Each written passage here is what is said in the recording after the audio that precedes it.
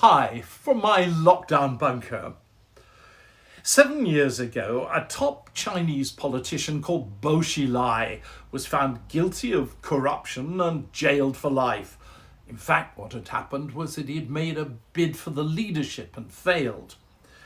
As it happens, I got to know Bo Xilai reasonably well over the years. In fact, he used to say that his rise began as a result of an interview he did with me for the BBC. The Chinese leadership thought that it meant he could deal well with the international media. Like almost all senior Chinese politicians, Bo didn't have much time for democracy, but he did say to me once, "You'll never know how insecure a government feels when it knows it hasn't been elected. If you're elected, you know you've got public support. That's your big political strength.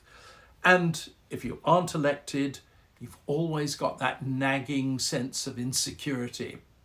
Which is what President Xi Jinping, the man who saw off the challenge from my old mate Bo Xilai and jailed him for the rest of his life, unquestionably feels now.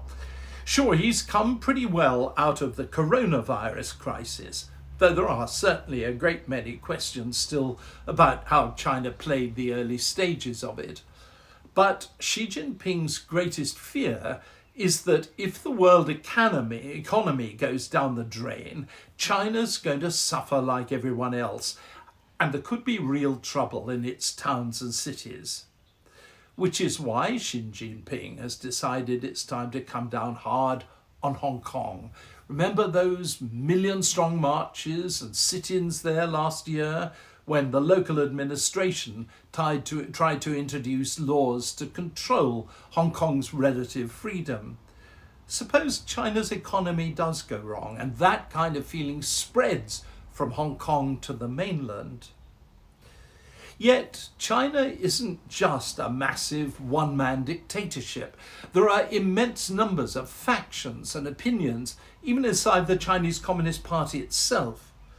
For several weeks now, I've been puzzling my head to work out why some official should recently have leaked the details of a top-secret report by the Ministry of State Security, China's KGB, to Reuters news agency in Beijing.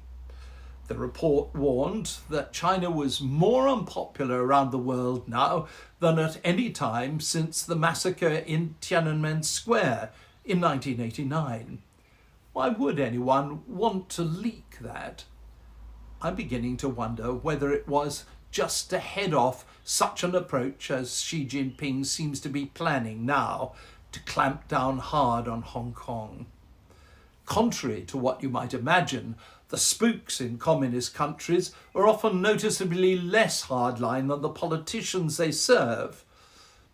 Well, we simply don't know whether these things are linked.